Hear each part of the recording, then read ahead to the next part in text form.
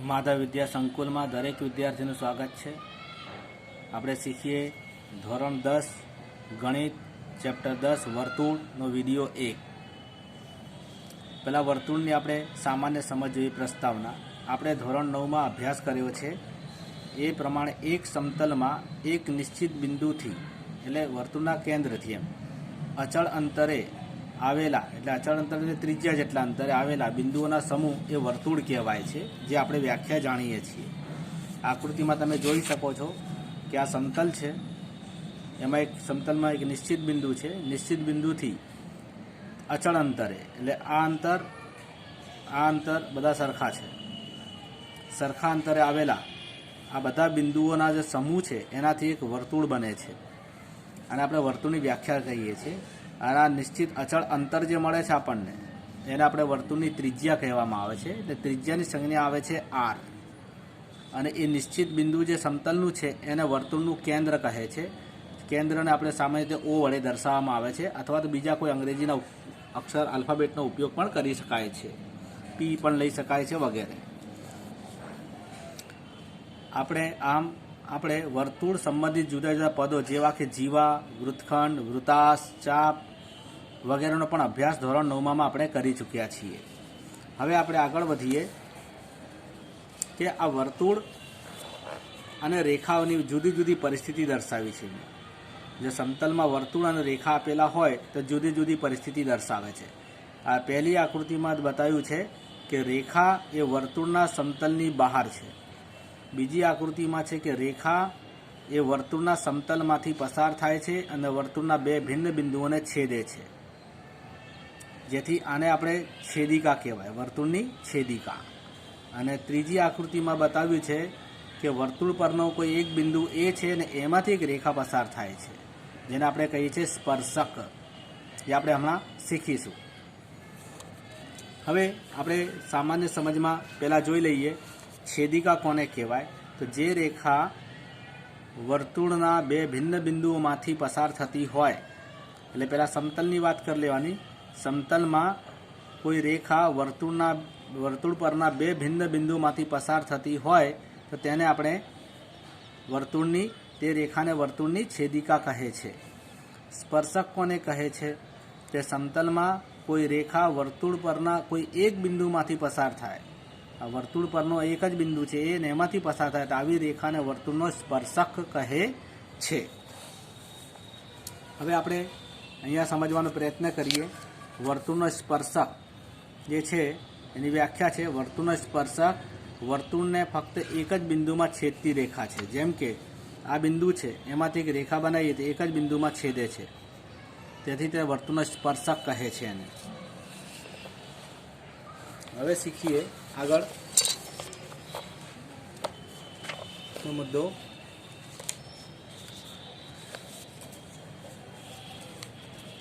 Tangent શબ્દ એ Latin શબ્દ ટેંગર પરથી ટેન્જેન્ટ શબ્દ બનેલો છે, એ આવ્યો છે. અને આ ટેન્જેન્ટનો અર્થ શું થાય છે? સ્પર્શવું, અડવું એવો થાય છે. અને તે ડેનિશ ગણિતશાસ્ત્રી થોમસ ફિનેકે 1583માં દાખલ કર્યો હતો. હવે સ્પર્શ બિંદુ કોને કહે છે સમજી લે. વર્તુળ અને સ્પર્શકના સામાન્ય બિંદુને સ્પર્શ બિંદુ કહે છે. આકૃતિમાં તમને બતાવી દઉં કે આકૃતિ છે આપણી જોડે. તો આ વર્તુળ પરનો એક બિંદુ કે જેમાંથી રેખા પસાર થાય છે તે બિંદુને વર્તુળનો સ્પર્શક કહે છે. લખ્યું જ છે સ્પર્શક. વર્તુળ અને સ્પર્શકના સામાન્ય બિંદુ, આ સ્પર્શક અને વર્તુળનો કોમન બિંદુ છે, તે બિંદુને સ્પર્શ બિંદુ કહે છે. આકૃતિમાં તમે જોઈ શકો છો કે એ બિંદુ એ અહીંયા આકૃતિમાં બિંદુ એ સ્પર્શ બિંદુ છે.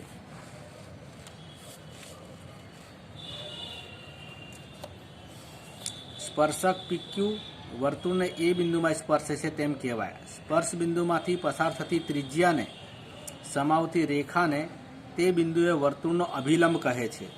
આ અભિલંબ ખાસ સમજવાનો છે. અભિલંબ કોને કહે છે એ આકૃતિમાંથી આપણે સમજીશું.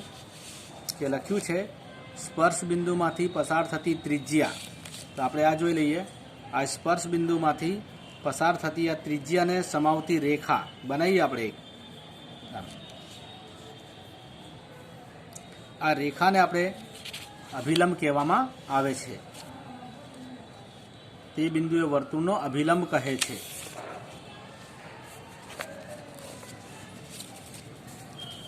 વર્તુળ પર દરેક બિંદુમાંથી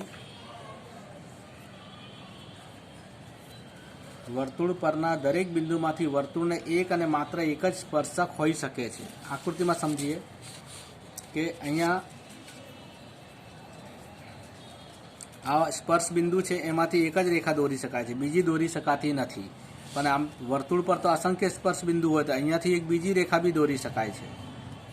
અહીંયાથી ત્રીજી રેખા સ્પર્શ રેખા દોરી શકાય છે. એમ પણ વર્તુળ પર આવેલા એક બિંદુમાંથી એક જ સ્પર્શ રેખા દોરી શકાય. તો વર્તુળ પર તો અસંખ્ય બિંદુ આવેલા હોય છે, અસંખ્ય બિંદુ હોય છે, તેથી સ્પર્શ રેખાઓ પણ આપણને અસંખ્ય મળે. વર્તુળ પર અસંખ્ય બિંદુઓ હોવાથી કોઈપણ વર્તુળને અસંખ્ય સ્પર્શકો હોય છે.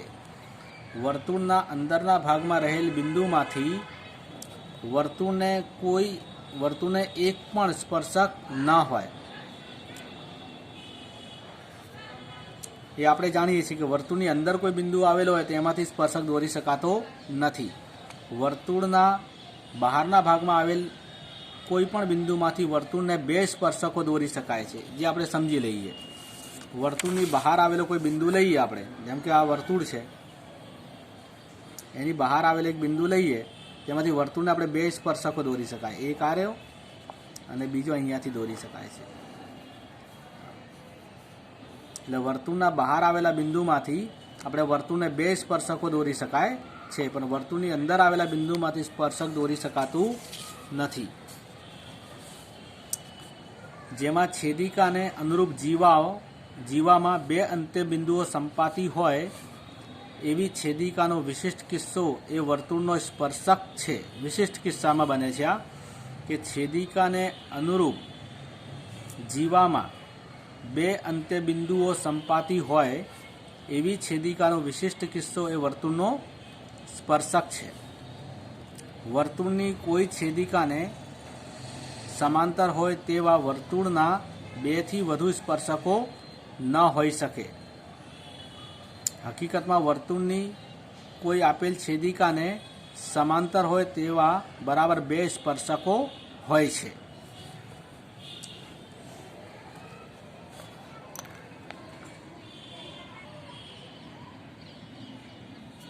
હવે આ મુદ્દો આપણે સમજવાનો પ્રયત્ન કરીએ કે વર્તુળની કોઈ છેદિકાને સમાંતર હોય તો પહેલાં આપણે વર્તુળ બનાવીએ અને એક આ છેદિકા બનાવીએ. આ છેદિકા કહેવાય, બે ભિન્ન બિંદુમાંથી પસાર થાય છે.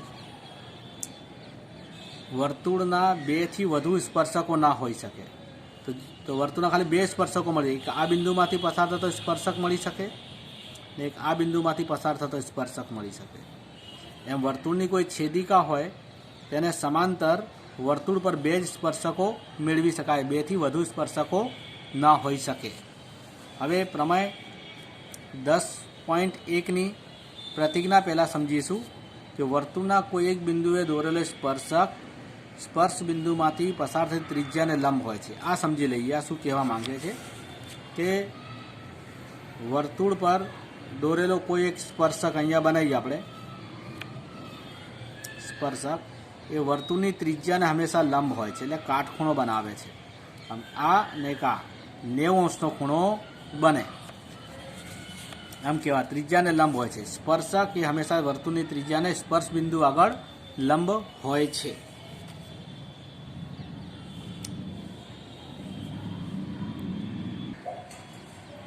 હવે આપણે આગળનો મુદ્દો શીખીએ કે વર્તુળની અંદર આપેલા બિંદુમાંથી વર્તુળને એક પણ સ્પર્શક ના મળે. શીખી લઈએ કેવી રીતે. આ વર્તુળ દોરીએ ને અંદર કોઈ એક બિંદુ આવેલો હોય તો અને વર્તુળ પર કોઈ બિંદુ હોય તો એમાંથી કોઈ સ્પર્શક દોરી શકાતો નથી, કારણ કે તે છેદિકા બની જાય છે. બીજો મુદ્દો શીખીએ કે વર્તુળ પરના બિંદુએ વર્તુળને એક અને માત્ર એક જ સ્પર્શક મળે છે. કોઈ વર્તુળ બનાવીએ ને એના પર વર્તુળ પર કોઈ એક બિંદુ લેવામાં આવે તો એમાંથી માત્ર એક જ સ્પર્શક બને છે, એકથી વધારે સ્પર્શક બને નહીં. અને ત્રીજો, વર્તુળની બહારના બિંદુમાંથી વર્તુળને બે સ્પર્શકો મળે છે. એ બી સમજી લઈએ. આ વર્તુળ બનાવ્યું છે, એનો બહારનો બિંદુ આપણે લઈ લઈએ તો એમાંથી બે સ્પર્શકો દોરી શકાય છે, એક આ રહ્યો અને બીજો આ રહ્યો. વર્તુળના બહારના બિંદુમાંથી વર્તુળને બે સ્પર્શકો મળે અને વર્તુળ પરના બિંદુમાંથી વર્તુળને એક જ સ્પર્શક મળે ને આમાં સ્પર્શક ન મળે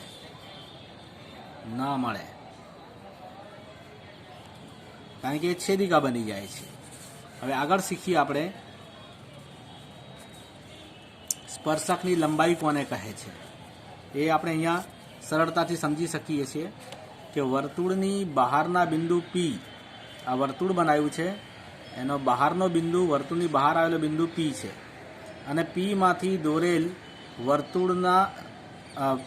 દોરેલ સ્પર્શકના વર્તુળ સાથેના સ્પર્શ બિંદુને જોડતા રેખાખંડની લંબાઈને પીથી વર્તુળ પરના સ્પર્શકની લંબાઈ કહે છે. આ બહારનો બિંદુ પી ને વર્તુળ પરનો સ્પર્શ બિંદુ છે ટી. આમ પીને ટી સાથે જોડીએ તો પીથી જે અંતર મળે છે એ સ્પર્શકની લંબાઈ કહેવાય છે. તેની વ્યાખ્યા આ રીતનું છે કે વર્તુળની બહારના બિંદુ પી અને પીમાંથી દોરેલ સ્પર્શકના વર્તુળ સાથેના સ્પર્શ બિંદુને જોડતો રેખાખંડની લંબાઈને પીથી વર્તુળના સ્પર્શકની લંબાઈ કહે છે.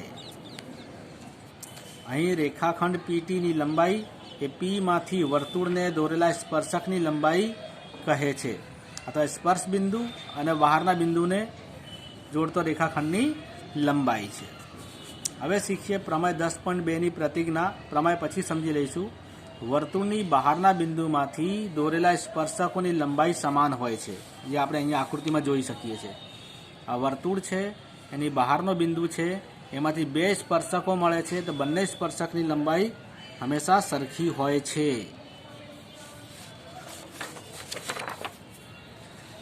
આકૃતિમાં બી તમે જોઈ શકો છો કે વર્તુળની બહારનો બિંદુ પી છે અને પીમાંથી બે સ્પર્શકો દોરેલા, પી ક્યુ અને પી આર. આ પી ક્યુની લંબાઈ અને પી આરની લંબાઈ સરખી હોય છે. અહીં ઓ કેન્દ્રવાળા વર્તુળની બહારના ભાગમાં બિંદુ પી છે અને પીમાંથી દોરેલા સ્પર્શકો ક્યુ અને આરમાં સ્પર્શે છે. આ ક્યુ અને આરમાં સ્પર્શે છે. આથી પી ક્યુ બરાબર પી આર, પી ક્યુ લંબાઈ બરાબર પી આર થાય છે. અહીંયા પ્રમેય 10.2ને કાકબા શરત અનુસાર જોડીએ તો આમાં બંને જે ત્રિકોણો મળે છે ને પી ઓ ક્યુ આ ત્રિકોણ અને પી ઓ આર બંને એકરૂપ થાય. એકરૂપ કાકબા શરત, કારણ કે અહીંયા કાટખૂણો બને છે. આપણે જાણીએ છીએ કે ત્રિજ્યા અને સ્પર્શક વચ્ચે 90 અંશનો ખૂણો બને છે. હા, તો આ કાટખૂણો ને આ બનશે કર્ણ ને આ બનશે બાજુ. કાટખૂણો, કર્ણ, બાજુ, કાટખૂણો, કર્ણ અને આ બાજુ. કાકબા શરત અનુસાર બંને ત્રિકોણો એકરૂપ સહેલાઈથી સાબિત કરી શકાય છે.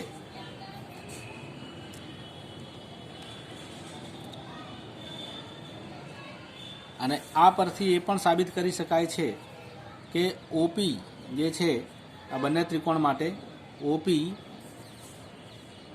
એ આર ઓ ક્યુ તેમજ આરપી ક્યુ ને દુભાગે છે.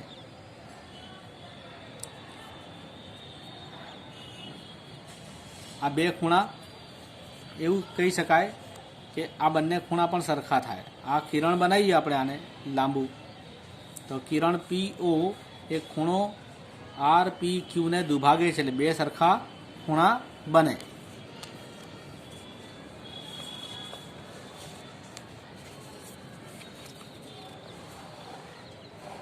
હવે આગળ શીખીએ સમકેન્દ્રીય વર્તુળ કોને કહે છે. એક જ સમતલમાં આવેલા સમાન કેન્દ્ર પરંતુ ત્રિજ્યા ભિન્ન હોય, એટલે ભિન્ન ત્રિજ્યા ધરાવતા વર્તુળને સમકેન્દ્રીય વર્તુળ કહે છે. એની આકૃતિ દોરીને સમજાવું છું કે આપણી જોડે આ સમતલ છે, આ એક સમતલ બનાવ્યું છે, એમાં કેન્દ્ર એક જ છે. એક આ વર્તુળ બનાવ્યું, એની ત્રિજ્યા ધારો કે 3 સેમી છે. એની ઉપર એક બીજો વર્તુળ બનાવ્યો, ધારો કે એની ત્રિજ્યા છે 7 સેમી છે. તો બંને વર્તુળનું કેન્દ્ર તો સમાન છે પણ ત્રિજ્યા ભિન્ન છે.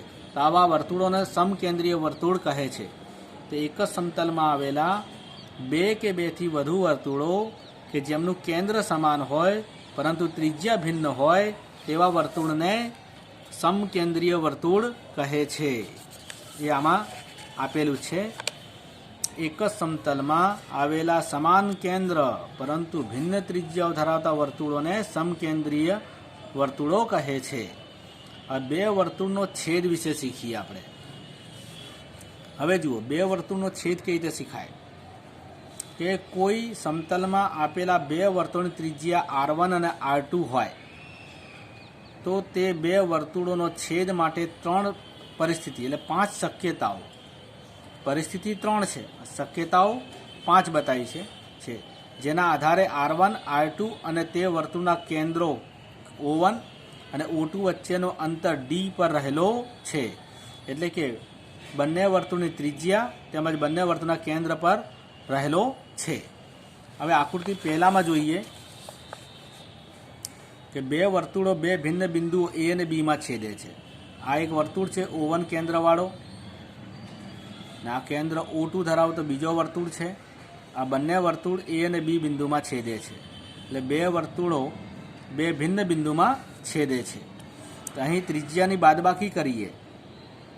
ત્રિજ્યાની બાદબાકી એટલે માનાંકમાં લખવાનું પહેલી ત્રિજ્યા માઇનસ બીજી ત્રિજ્યાનું મૂલ્ય હંમેશા નાનું આવશે. D એટલે અંતર, એ પહેલી ત્રિજ્યા વત્તા બીજી ત્રિજ્યાનો સરવાળા કરતાં સરવાળો વધારે આવશે અને બંને ત્રિજ્યાની બાદબાકી એ 2 બિંદુ વચ્ચેના અંતરથી વધુ આવશે. એટલે કે બંને ત્રિજ્યાની જે બાદબાકી આવે એ બંને બિંદુ વચ્ચેનું અંતર કરતાં ઓછી, અને જે બંને બિંદુ વચ્ચેનું અંતર એ બંને ત્રિજ્યાના સરવાળા કરતાં ઓછું આવશે. હવે આગળ શીખીએ.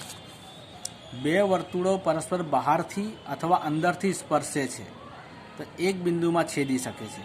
આ જો 2 વર્તુળો બનાવ્યા છે, બંને વર્તુળો બહાર છે અને એક બિંદુમાં છેદે છે, તો એક જ બિંદુમાં છેદી શકે છે. અથવા તો આ આકૃતિમાં તમે જુઓ કે બંને વર્તુળો છે અલગ અલગ, ત્રિજ્યા અલગ અલગ છે પણ અંદરથી સ્પર્શે છે. આમ 2 વર્તુળો માટે શક્યતા શું હોય છે કે બંને વર્તુળો એકબીજાને છેદે તો અંદરથી બી એક બિંદુમાં છેદી શકે તો બહારથી બી એક બિંદુમાં છેદી શકે છે. આવા સંજોગોમાં 2 વર્તુળોના કેન્દ્ર વચ્ચેનું અંતર એ બંને ત્રિજ્યાના બાદબાકી જેટલું હોય છે.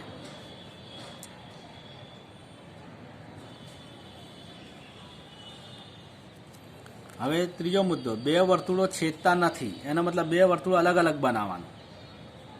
આનો મતલબ એવો થયો કે 2 વર્તુળો છેદતા નથી. તો આના પરથી શું કહે કે બંને વર્તુળો વચ્ચેનું કેન્દ્રનું અંતર એટલે D એ બંને ત્રિજ્યાના સરવાળા કરતાં વધુ હોય તો 2 વર્તુળો પરસ્પર છેદતા નથી તેમ કહેવાય. આ યાદ રાખવાનું છે. જો 2 વર્તુળોના કેન્દ્ર વચ્ચેનું અંતર એ બંને ત્રિજ્યાના સરવાળા કરતાં વધુ હોય તો 2 વર્તુળો પરસ્પર છેદતા નથી તેમ કહેવાય.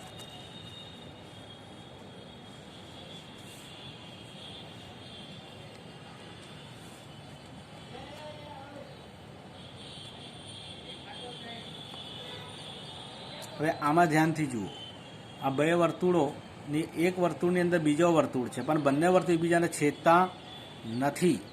તો આના માટે શરત બને છે બંને વર્તુળો વચ્ચેનું કેન્દ્રનું અંતર એ બંને ત્રિજ્યાની બાદબાકી કરીએ, ધન બાદબાકી કરતાં ઓછું મળે તો બંને વર્તુળો અંદરથી એકબીજાને છેદતા નથી તેમ કહેવાય. એટલે કે નાનો વર્તુળ સંપૂર્ણપણે મોટા વર્તુળની અંદર આવેલો છે તેમ કહેવાય. હવે 2 વર્તુળનો સામાન્ય સ્પર્શક વિશે આપણે શીખીશું એના પછીના વિડીયો 2માં. પ્રણામ.